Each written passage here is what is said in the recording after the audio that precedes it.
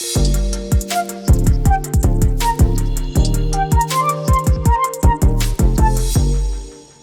and Lizz on His Radio. I was on social over the weekend and I saw a post talking about weddings and some weird or funny things that have happened. One person, this made me laugh out loud, like snot through the nose, out the nose, that kind of thing, laughing about it. Grandpa at a wedding accidentally hit the best man in the nose. Like accidentally went to hug him, but then popped him in the nose. Guy's nose starts bleeding. This all went down during the wedding. I'm so sorry. No, it was funny. They said it we was can funny laugh that a about guy it. got a bloody nose. Yeah, because he okay. was laughing about it. Next time I see a fight, I'm going to laugh.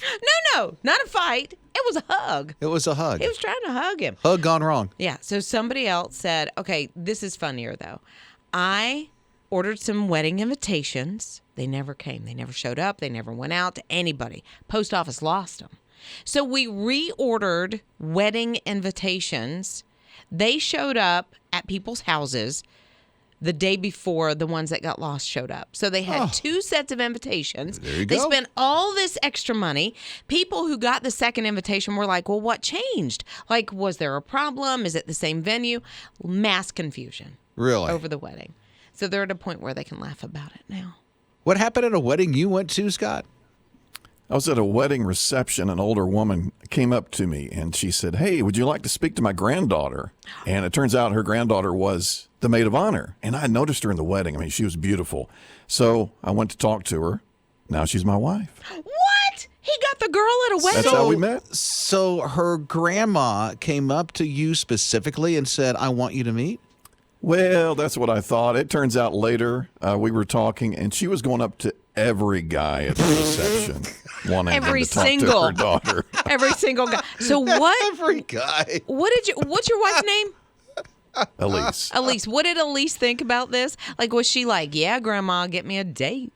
No, she was like, by the time I got up there to talk to her, she had talked to like a dozen guys, and I could just tell the look on her face was like, oh, no, not another one. Somehow you busted through. I charmed her a little bit, I charmed her. He's being humble, but he's like, Yeah. A few months later, did. we started dating, and the rest is Let me history. tell you, the guy does look like a supermodel. You know, so I could right? see, You're listening to Rob and Lizz in the morning. On His Radio. The things that happen at a wedding. It's Rob and Lizz in the morning. His radio ninja, our producer. What happened for you? So halfway through our planning process, we had to change venues, but I'd already printed out wedding invitations, so I had to do that twice.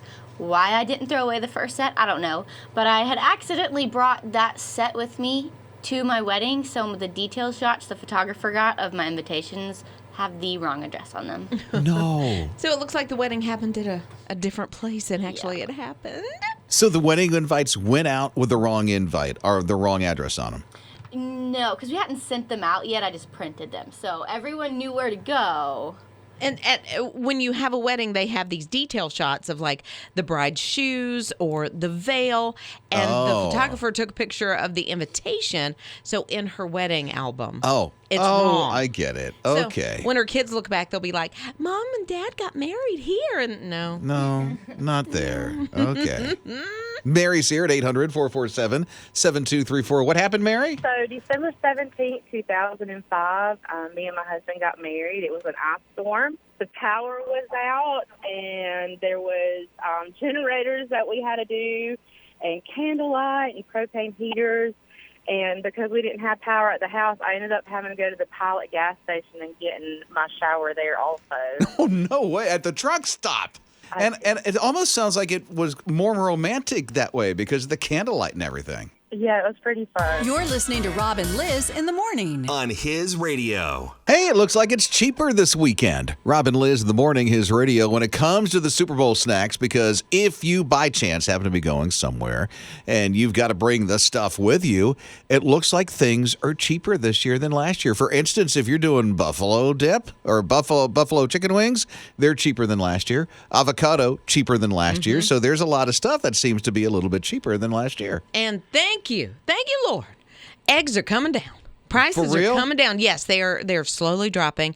And when I saw this report this morning, I went ahead and went on the app where I order groceries, and I always get 36 eggs at a time. It's come down by $2. Oh, nice. That's a huge jump. So $2 is $2 man. So I'm telling you. if you're into the deviled eggs for Super Bowl Let's snacks, make angel eggs. Angel eggs. What does that It include? just No sounds, mayonnaise? sounds so evil. Deviled eggs. It does kind of, and I don't like what they do What do you mean? You mean to later? me or any other. So I I'm so have not eaten sorry. deviled eggs in years. I mean, Scott you make something always when you guys go out to one of those Super Bowl parties or whatever. There's an easy dip I like to make. It's sausage, cream cheese, and a can of Rotel. And you just mix it up. And it is delicious. Didn't you guys I love get it. an air fryer? And yes, we just got one. So what are you trying with that? I mean, make something different. I have cooked salmon in that. Yes, Delicious. It's so good. But that's not a Super Bowl snack. That's like a meal. But now we've done like the fries, the shrimp, the tater tots, things like that. But man, you can put just about anything in this. Can I tell you? Yeah. That we tried an air fryer once. I can't remember. I think it was here. And there were some people over, so we thought, oh, let's do an air fryer and make I think it was peanut butter in bread or something like that. A peanut butter and jelly sandwich Yeah. in an air In fryer. the air fryer? Yeah, I think that here. Let me see. Carolyn was here. Okay, so Okay. Liz wasn't here. Ninja, you were here for that, right? Yeah, it was. Yeah. What was it we made in the air fryer? An Uncrustable. Uncrustable. That's right. So what happened? Was it disgusting? No, it was kind of banging. I'm not gonna lie. It Was was really it? good. Yeah. So it got toasty? Listen, Oh no. I felt like we just put toast in the in the toaster and slapped peanut butter all over it. It was like, wait a minute, that just tastes like I had it in the toaster. So it was underwhelming. For me, it The was. results. I can see that. But I'm telling you, there's some good stuff in some air fryer. It gets it super crispy. Like if you go through a drive-thru and you get French fries and you take them home and they're always like, wimped out, you can throw them in the air fryer and they spring back to life. Wow, she sings it. Well, I mean, I don't even like It French must fries, be but it's quite good. exciting. You're listening to Rob and Liz in the morning. His radio. I'm sorry, this triggers me. I'm A little sorry. bit. It really does, because I I'm a hear big ya. guy again. Okay, I was fit, and I got big again. And there is probably no way on God's green earth that I can go on the Mario Kart ride at Universal. Well, let me tell you this.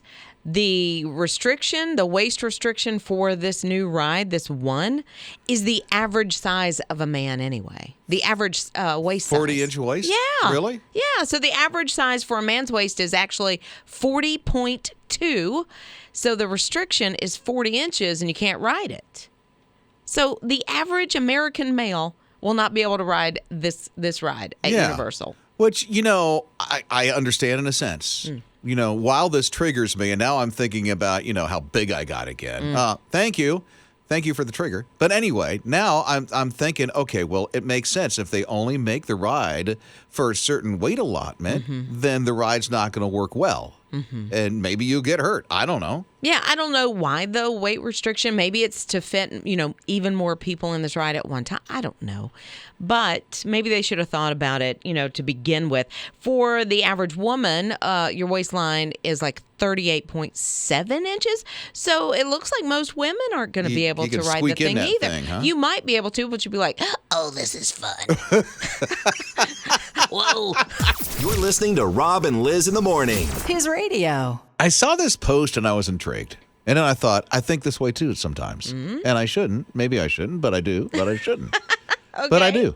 And I here, I'll do. just read the post. Can I just read it? I'll just read the post. Yeah. I usually don't read things, but I'm just going to read this post. Okay. If they're just getting paid hourly and they're just behind the counter handing you something, doing their job, I don't think it deserves much more than what they're already getting paid for. And they're talking about tips. So, you show up somewhere and all of a sudden, you're not sitting down, you're not getting served. Yes. They're not bringing it to you outside of you pay for it, they give it to you, and then all of a sudden there's the line that says tip. Right? No. I don't either. What? Or even through the drive-thru and they just hand it out the window. Yeah. I don't feel inclined. You don't, huh? I don't to do anything extra. I just don't. I have one app that always reminds me, hey, you're about to drive away kind of thing. Do you want a tip? And I'm like, nope. No. Wow. Sorry. I mean, I'm sorry. I just don't. Scott, didn't you get pizza over the weekend? Yeah, it's a popular pizza place that we like to go to, and they have a drive-up window. So you drive up, you tell them what you want, and they hand you the boxes through the window. But one of the options when you pay with a card, they hand you the little box out the window. It says, do you want to add a tip? And I'm like, you're not really serving me. You're just handing me something. So, yeah, I totally get the tipping thing. Yeah, some of these folks have families.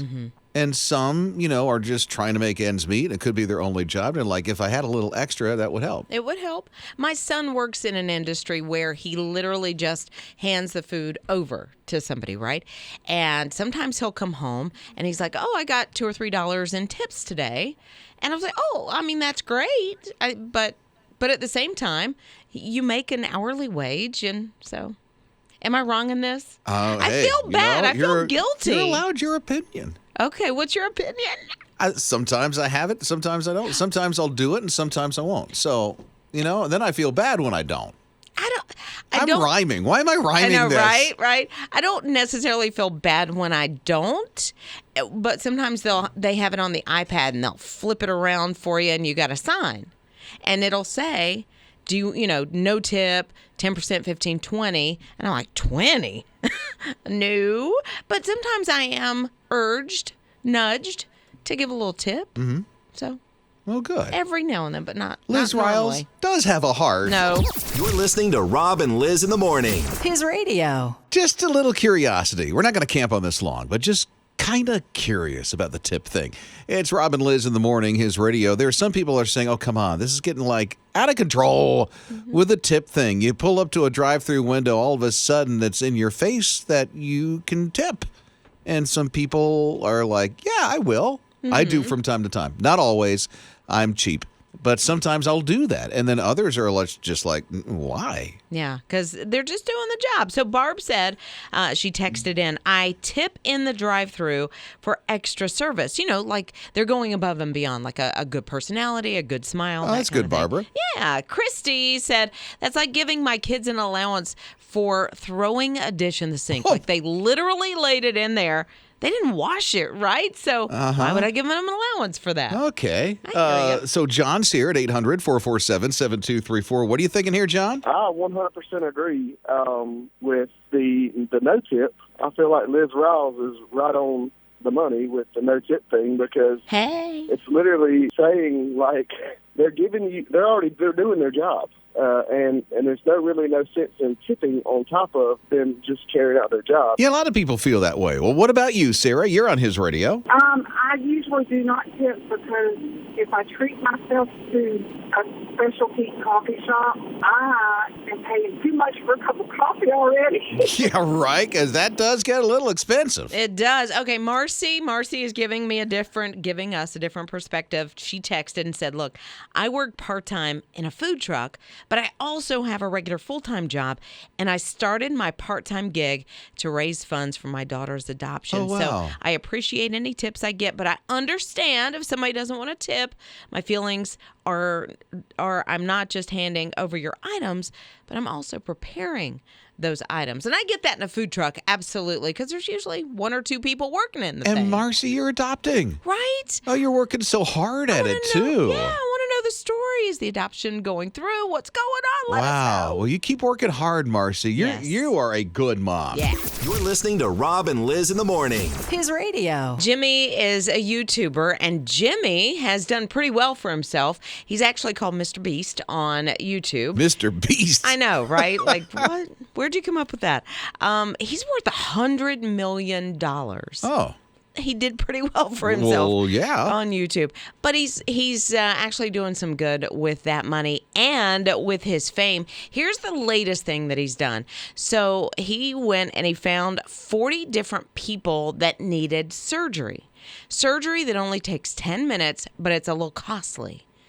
It's between $3,000 and $5,000 a piece. It's cataract surgery. Oh, cataract surgery. Yeah, so I don't know that much about cataracts other than it kind of blurs your vision a little bit. It's very cloudy. It blurs. It could blind you, but you should be able to see some images and stuff. Yeah, well, so the doctor that performed the surgeries that Mr. Beast or Jimmy paid for said literally millions of people could have this corrected in about 10 minutes. Isn't that crazy? So Jimmy took his money, his fame, his platform, and he paid for 40 people to have cataract surgery. That's night and day for them. Once the cataracts are removed, you can see clearly. It's amazing. Yeah, chunk of change, but he decided he was going to impact not just 40 people, 40 families that were having to help this person who could no longer work, could no longer drive. Some of these people were on disability, and he stepped in and made it happen. He had the money to do it, and he said, I got to give back. Way to go, Mr. Beast. Yep. You're listening to Rob and Lizz in the morning. On his radio. So there is this camera that they put on a trail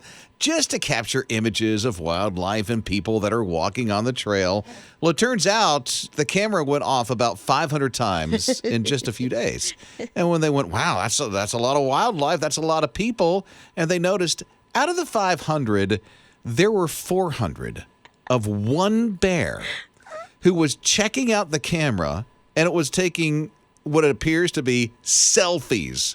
All these different angles. One where he has his tongue out in a side profile. Another one of his hiney. Another one of him just looking straight into the camera.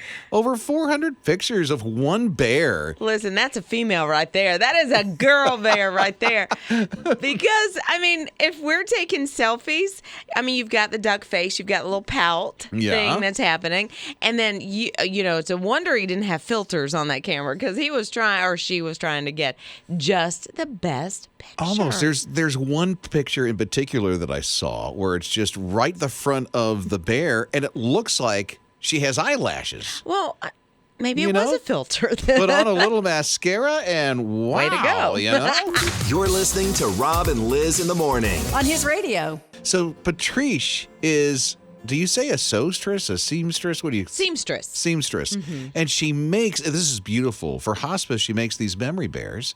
And these memory bears will go to the loved ones of those who passed away in the hospice, and it would be made out of an article of clothing. I love that. Well, there's this one gentleman, Thomas, who everybody loved, and he was like the best G-paw ever.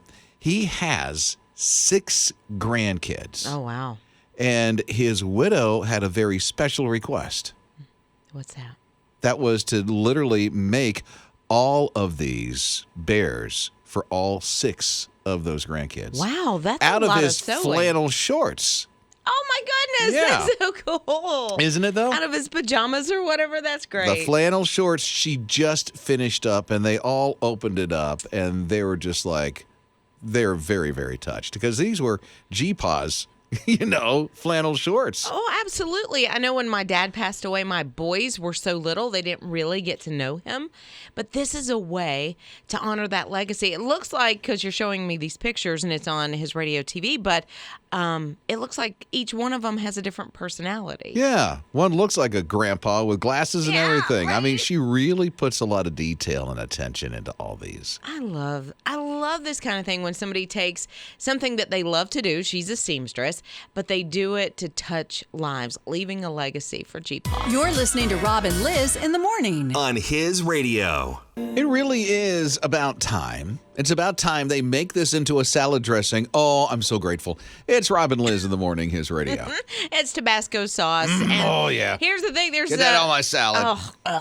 There's a girl that is in social media, has millions of followers, and it's really her that's behind it. And she said she's on a mission to normalize hot sauce as a salad dressing. Now, this thing has green jalapeno sauce, has avocado. Oh. That's the only thing I'm down with in this. Yeah. And some, of course, herbs and spices. Yeah. It's got to taste tremendous. No, it's, why do you want hot sauce on your salad? Why don't you want hot sauce on your salad? I mean, come on. It'll make salad worth eating. Really? Yeah. I mean, who needs the ranch? Me. Who needs the Thousand Island? I mean, come on. Who really wants to put on that vinaigrette stuff that you go, oh, the only reason why I'm putting on there is because I want to eat healthy. I know, it's like, I'll have the balsamic. Now you have the Tabasco green jalapeno sauce, avocados, and herbs. Oh. Would you really? That's a salad. Okay, I'm going to go to Amazon because that's the only place you can get it. I'm going to get that for you. For real? Yeah, because... Oh, it's like Christmas came early. Really? Yeah. I don't think you'll like it. You're listening to Rob and Liz in the morning. On His Radio. It's Rob and Liz in the morning, His Radio. As a matter of fact, Ryan lives right along the coast in Myrtle Beach. And what happened? Hey, listen, I just wanted to tell you, man, I'm sitting here Saturday, and all of a sudden my house shook. And I thought somebody had, blown something up in the neighborhood. But when that jet shot that thing and it took a downward, it broke the sound barrier. And it shook everything from about 6 miles from the ocean back. Everybody's looking out in the yard trying to figure out what it was, but that's what it was. It broke the sound barrier. And yeah, it shook. I mean, it moved, man. I don't know how many people realize how big that thing was. I did not know it was nearly as big. You were telling me, Rob, how 3 city buses long in the middle of the balloon itself, and the structure that was underneath it, 2 city buses long. Well, because of the pictures and the video that I saw, obviously, it's way up there. It's tens of thousands of feet in the air. 60,000 feet at least, yeah. So to me, it did look like a little balloon that you would get, at the circus or something like that. That high up, Yeah. it does kind of look that tiny, but the thing was big. Wow. It was really big. And to bring it down, you Needed gotta a have real something missile big. to take that thing down over the Atlantic the way it was. Yeah, and if you weren't aware that things like that were going on, or even maybe you did know it was in the country but didn't know it was in your backyard, and then something brings it Then down. you hear it like that, yeah. I can see. I had a being friend who little was in a camper, and he was in Table Rock in South Carolina. Yeah. And he saw it go over the mountain. Table Rock has video of it and everything. Well, I've seen several people on social say, "Oh, it's in this place and it's in this place," and you could almost Some people have pictures of it. track it. Yeah, and then it was in Myrtle Beach. It's like, wow, that thing was moving. No, that was something else, Yeah. but it's down. And here's the one thing that Horry County, Myrtle Beach is saying, because there's a lot of people that'll walk the beach in the morning. Oh, sure. And even though it's pretty chilly, the beach walking still happens. There's going to be debris that they're expecting to come in throughout the week, and they said, please do not touch it. Don't touch it. It's under investigation.